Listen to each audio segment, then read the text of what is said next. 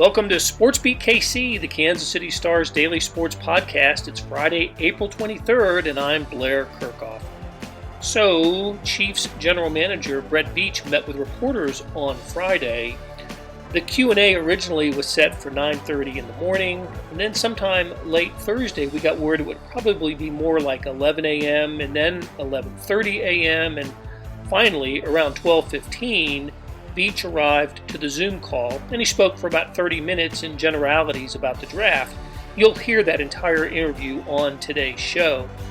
But what you won't hear from Veach, and this has to be the reason for the delays, is that word got out about 90 minutes or so after Veach was finished that the Chiefs had traded their first-round draft pick, number 31 overall, to the Baltimore Ravens for left tackle Orlando Brown Jr. There's the bombshell we had wondered about. In addition to their first-round pick, the Chiefs are surrendering their third and fourth-round picks to the Ravens. Baltimore sends Brown plus a second-round pick in this year's draft and a 2022 sixth-round pick to the Chiefs. Wow.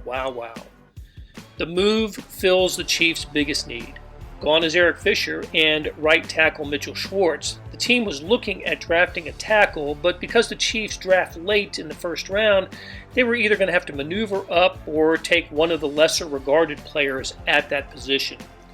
The idea was getting a player to protect Patrick Mahomes. You remember what happened in the Super Bowl loss to the Bucs. Well, now they have their man, Orlando Brown. He was a third-round pick out of Oklahoma in 2018, but he's been selected for the Pro Bowl in each of the past 2 years. He protected Lamar Jackson in Baltimore. He'll be asked to do the same for Mahomes in Kansas City. I had wondered whether the Ravens, a rival to the Chiefs in the AFC, would be receptive to helping them fill their biggest need. Now we know. Okay, let's hear from Veach, knowing that in the back of his mind, while he's answering these questions, the word on Orlando Brown on the trade is about to be reported. Appreciate everyone for hopping on the Zoom. Before I begin, I certainly want to thank my personnel staff. Last year, before the draft, it got a little crazy with no pro days and everything virtual. Those challenges kind of extended for the full calendar year for our staff, with limited school access and limited game access, elimination of some college games, no combine. So it was certainly a challenge to get all the information, to get all the numbers. Certainly our guys were extended throughout the country during the spring, getting every bit of information they could. Certainly proud of them, all the work they've done, and I feel like we're in a pretty good shape now. Just this morning we finished up our final draft prep, and now we're just kind of cleaning up the bottom of the board, but we're certainly excited for next week, and with what we've done in free agency and where we are heading into this draft, again, excited to add to this roster and make a push for a third straight Super Bowl. So with that, I'll take your questions. Go first to Herbie Tiopi. Go ahead, Herbie. Hey, Brett. Good afternoon. How are you doing, man? Hey, Herbie. Hey, you touched on some of those challenges. Now, remember I asked you this last year when you had the combine, how that affected your draft board, and you had mentioned it decreased. This year, you didn't have a combine. You couldn't hold pre-draft visits. You couldn't hold private workouts at schools. How does that affect your draft board now? Is it decreasing again? And I'll have a second question after this. Yeah, there's certainly some altercations that we had to work through, or I should say alterations. The biggest challenges are the medical, the combine. Certainly we get everything verified. And Herbie, we talked before about athletes all running on the same surface and everything kind of being uniform. This year is a little bit challenging, but feel good about where those measurements are. Some of the bigger challenges, though, are really medical related. Some of the guys, the numbers were down in regards to how many guys we were able to get at the combine and get our docs hands on. There was also a number of players that got COVID and weren't able to go. So fortunately for us, Rick Burkholder and his staff do a great job of tying up those loose ends. But I would say, the biggest change for us was just how to properly assess these medicals that we didn't get our hands on. As you mentioned, the top 30 guys that we like that weren't going to get to the combine anyway. They were still a challenge. Now, we had a good process for that last year. I think we had a few guys. I think Mike Dana was one that didn't go to the combine. So we had a good process based on what we utilized last year. The curveball this year, some of these higher end guys, second, third round value guys, either because of the numbers didn't work out, weren't at the combine, or because they picked up COVID and weren't at the combine. So that's the biggest challenge. I'd like to say that we have a pretty good handle on how we're going to deal with that. And we're going to place guys based on what we got and how confident we feel in that. But again, it goes back to our faith and trust in Rick. And fortunately for us, we have one of the best.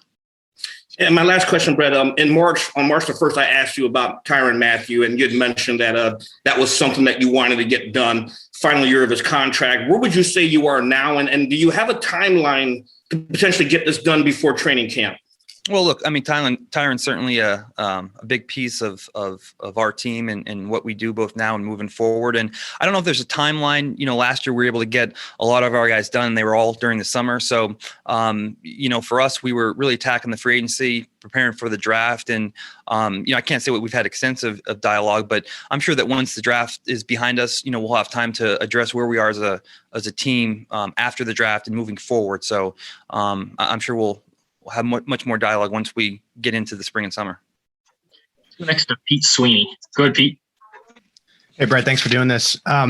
You've talked in the past about these draft pockets, and now that we're within a week evaluating, your needs, your spot in the draft, positional needs, how do you feel that those pockets might play out in this particular draft? It's always challenging picking at 31, and that's the downside of being good. Consistently that you're always picking late, and every year it seems like, man, if we were just 4 or 5 spots higher, we'd be right in that zone where we want to be. Earlier when we got on, I guess right before free agency, thought the O-line pockets were pretty good, and thought the corner and the secondary pockets were pretty good. There's been some changes. So, once you go through that process, you get some of the numbers, and then you get some of the medical. Some is really good, but some players you have to eliminate because the medical is not as good. And some of the interviews kind of work that way too, where guys maybe get pushed up because of how they interact with our coaches and how we feel they'll be able to come in here and get up to speed quickly enough. And some guys that struggle, you got to, kind of dock them for that. But I would say, much like before the free agency process, I think that there'll be some depth in the O-line throughout the first 3-4 rounds. And the same thing with the secondary. It is a little thinner in the defensive line, in particular defensive tackle. I feel like we're pretty good there. So that's good for us. The linebacker isn't extremely deep. So again, we'll just have to be patient and disciplined and just look for value. But I think that if we just stick to our board, and that's why teams they continually update and revise and tweak that board, knowing that, where they can kind of attack it. I think that mid 2 to early 3 area is going to be a hot zone. I think that's really where there's a big fall off. I think another thing too, this draft, I know it's been said a little, online and what have you. It's unique because of the volume of prospects. I think with the college season being shortened, or some schools not having a college season at all, and with some of these, say, fifth-year seniors or small school prospects having the ability to go back to school, we're finding that a lot of these players are opting to go back to school and finish their degree, potentially elevate their draft stock. So now where you kind of had some really deep pockets in 5 and 6, they're really thin now, just because a lot of players decide to go back to school and not come out. So that's a unique challenge too. So, I think that early to mid 3, 2-3 areas is really the hot zone. There is more of a fall off this year just because the numbers are down. Next to Adam Teicher. Go ahead, Adam. Hey, Brett, how you doing today? Good, Adam. How are you? Good, thanks. We've not talked to you since free agency started, so wanted to get your thoughts on Jaron Reed, Kyle Long, Joe Tooney, and Austin Blythe, and what you liked about those guys and how you see them fitting in. And Brad, I'll have a second question as well.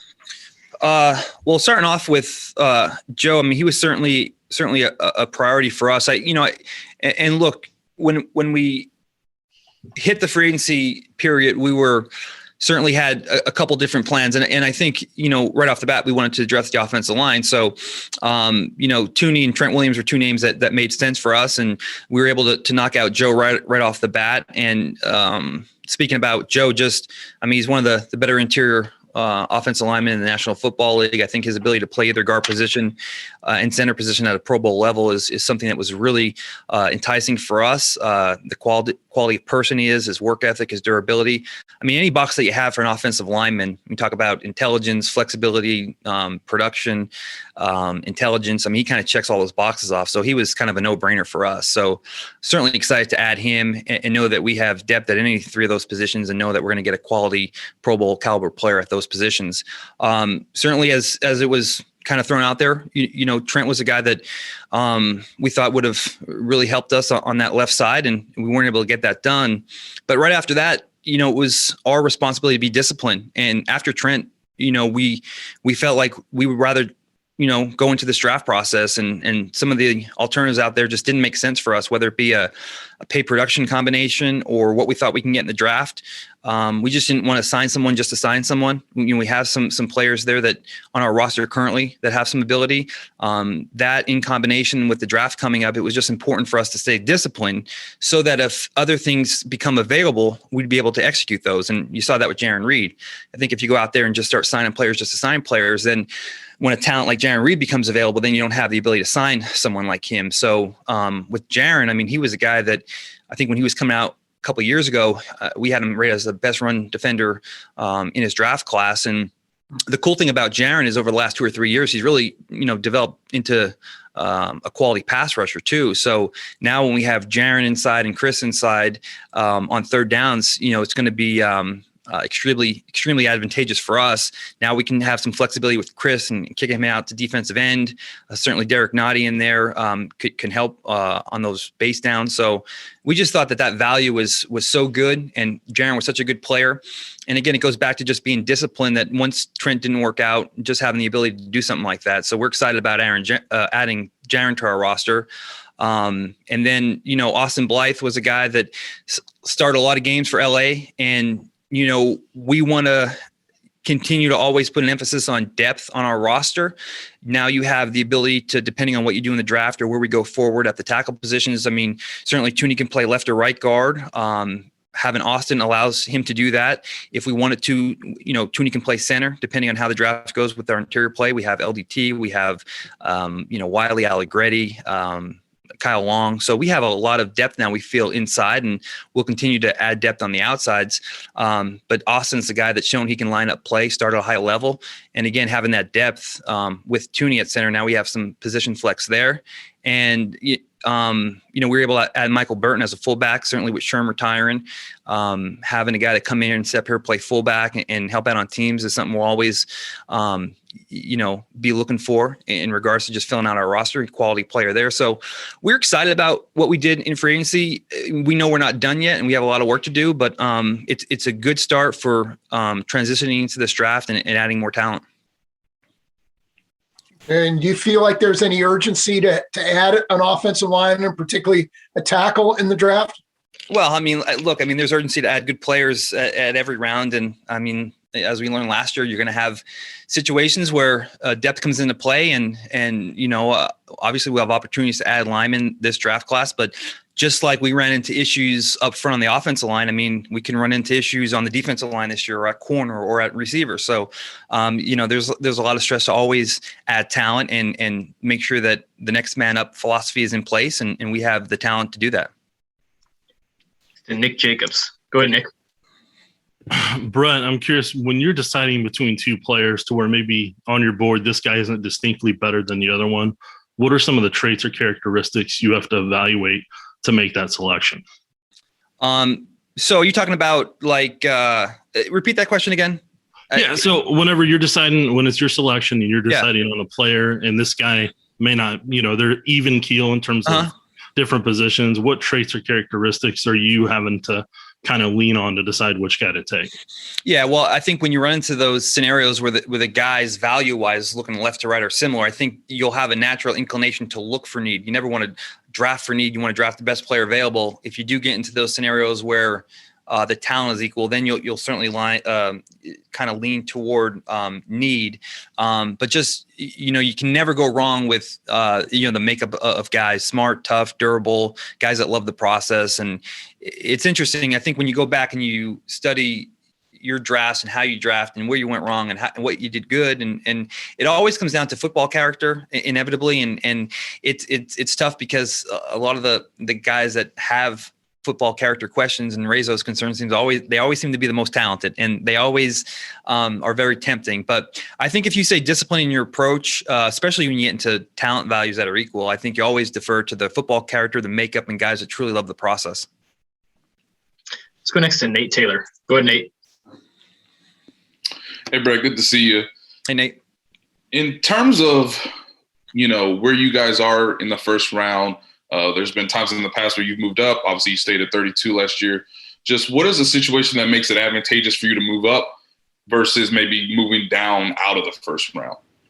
Yeah, well, and that will be really predicated on your board. And we have X amount of names there that we feel are first round value and guys that can come in and step up right away. I think if we get into that zone where our cutoff might be, I think currently it's like 16 to 17 names that we feel are, impact starters, come in, play right away. I think if it makes sense for us in regards to, one of those 16, 17 players dipping into the teens or 20s to get aggressive, if those guys are gone and we're in the 20s, then that's where it becomes just more discipline and potentially looking to trade back and getting equal value and maybe acquiring picks. So it really just depends on how the board falls. And that's why we spend a lot of time just, analyzing that board and going through all these scenarios. And, like I'm sure all you guys have done, we've played out this mock draft with our staff many times. And, what if this team does this, or what if there's a trade and there's, there's a pocket there. I think that there will be potentially an opportunity that it may make sense for us.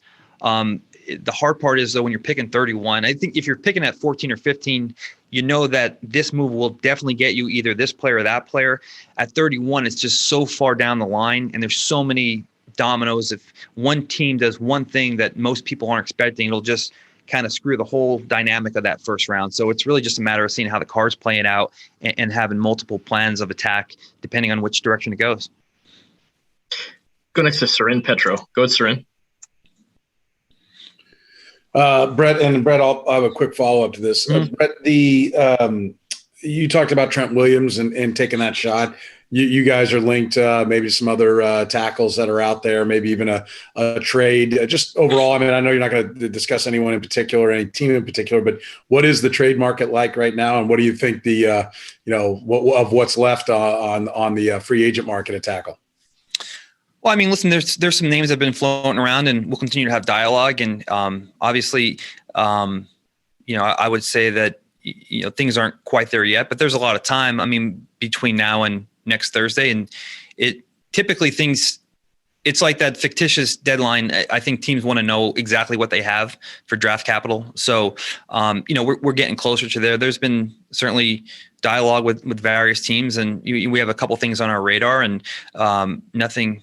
There we're ready to move in any direction. But I mean, we're always going to continue to have dialogue with teams and make sure that we have all the information and we can assess whether this move would be a better alternative than staying put and either moving up or moving down and just working through that and have great dialogue with our coaches. So it's been quieter than most years, but I mean, like every year, it will always pick up, days with a few days leading before the draft. It'll certainly pick up. All right, and then you talked about trading up or trading down, whatever it is. How much of that for fans that are watching on draft day and getting excited, and then they see a trade come down? How much of the trades are legwork you get done, say this week, and building, knowing who might want to come up, who might want to come down, versus just the phone rings, 5 minutes before you're on the board? So that's a great question. I would say that the legwork for these deals, I presume you're talking primarily about first round deals. I mean, because obviously there's deals throughout the draft. So the legwork for most of these deals are probably done, I think, when you're picking in that top 15. Now, teams aren't going to announce it because obviously the more picks that go by, the more probable a player that you want may go.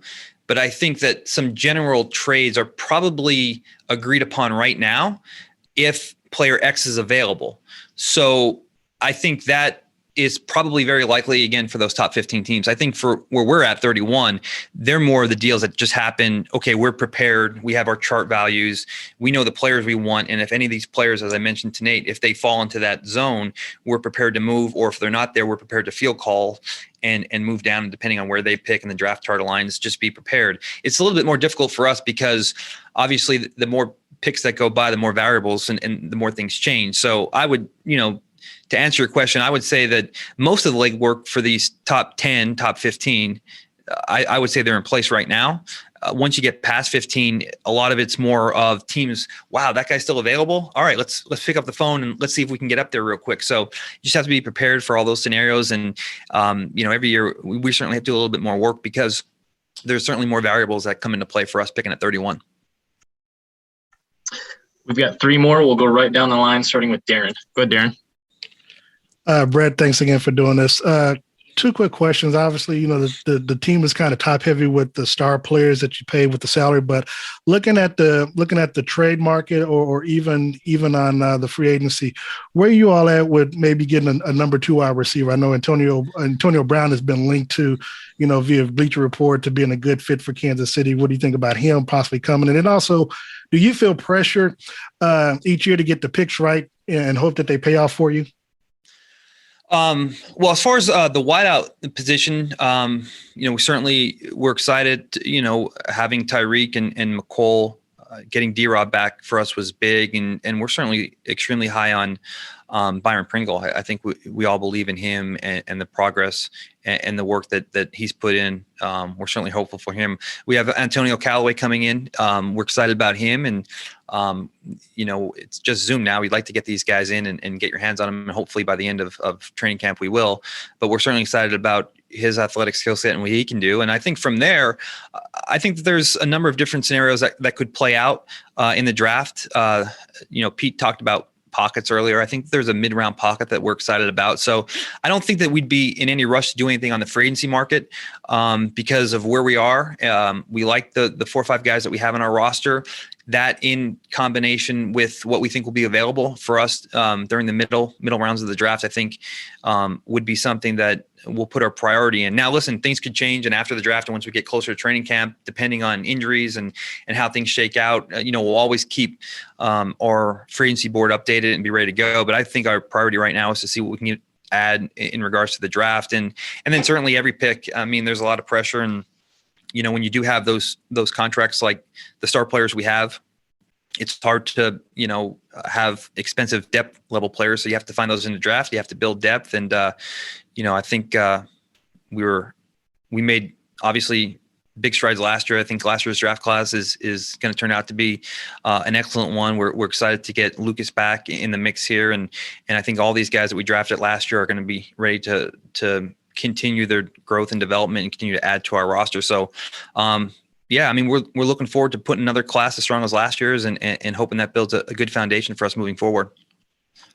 Let's go next to Matt Derrick. Go ahead, Matt.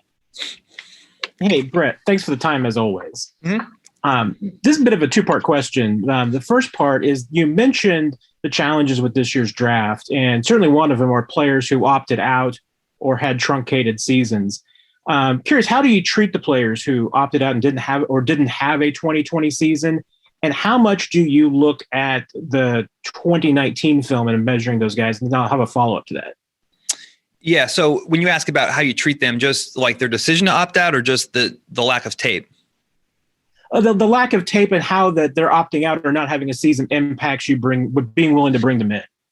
Yeah. Well, it's tough more so for the juniors that declared, right, and opted out. Some of the seniors that decide to opt out, most of those guys I think are top line picks. There are a handful of juniors that opted out. So you're evaluating sophomore tape. So that one's, to me and to our staff, that was a little bit more challenging. I don't want to name names because some of these guys we like, but there are a couple of guys that it is more of a projection just because of when you're talking about going back to 19 tape, it's sophomore tape and not junior or redshirt junior tape.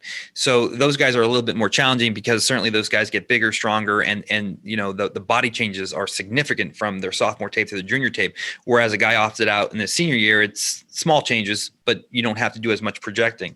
So that's certainly been a challenge. I think the testing helps out in some regard. Just if these guys have added bulk, mass, weight, and how they move with that weight and how they carry that weight, it helps. But not as much as the tape. So a lot of it is certainly projection, but fortunately for us, there wasn't too many of those guys. And I think the guys that did opt out that were younger, I think we have a pretty good feel for. And I'm sorry, what was your second question?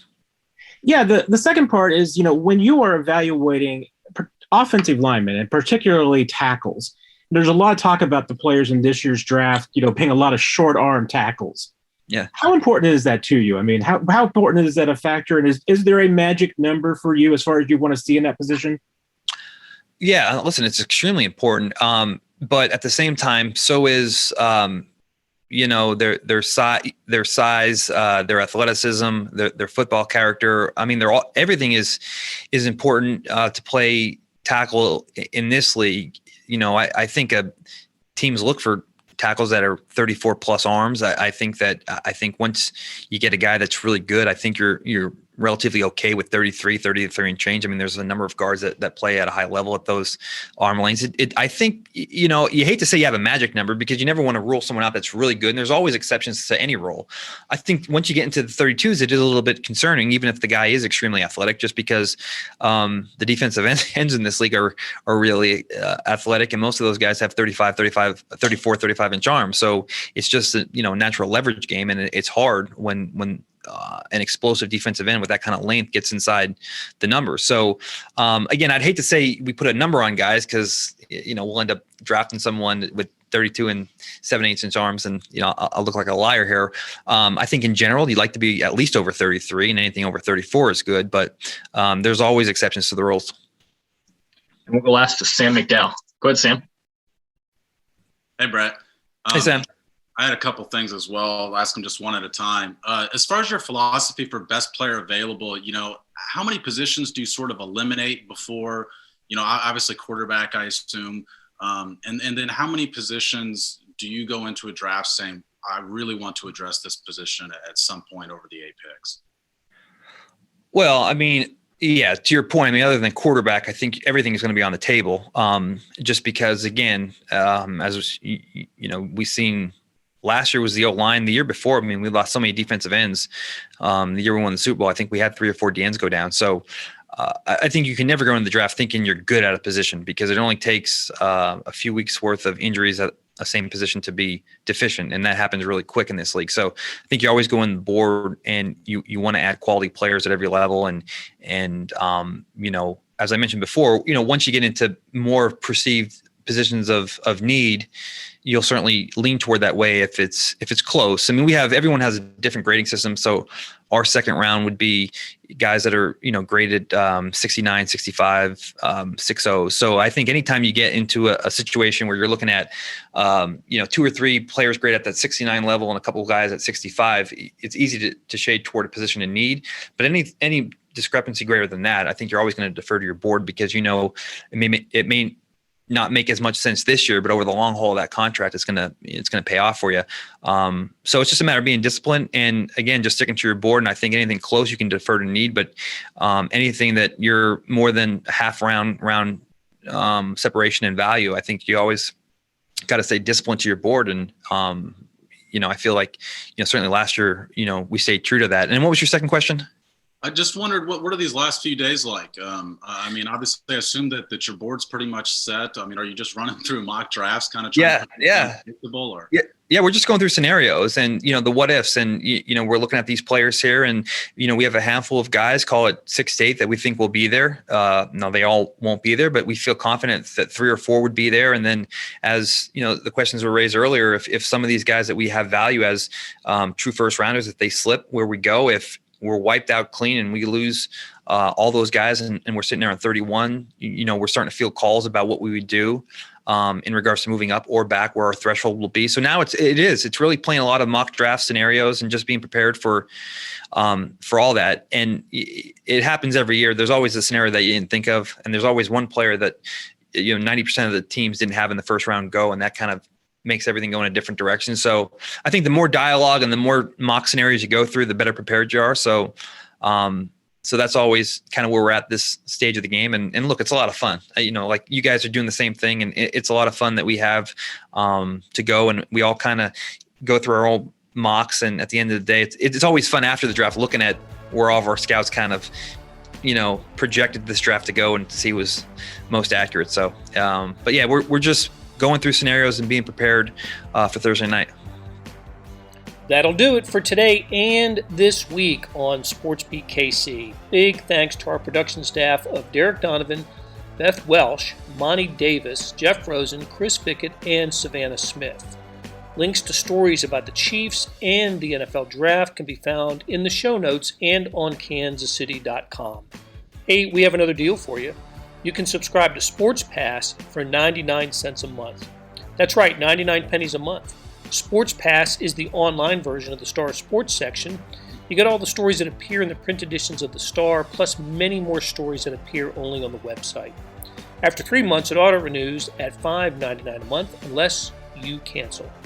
And it's always a great time to subscribe. The Royals are off to a hot start as they begin a 4-game series in Detroit tonight. Our local colleges are always making news. I think KU spring game is coming up in a week from Saturday. And of course, as you know, it is never not Chiefs season. So how do you get this? You go to kansascity.com/sportspass2020.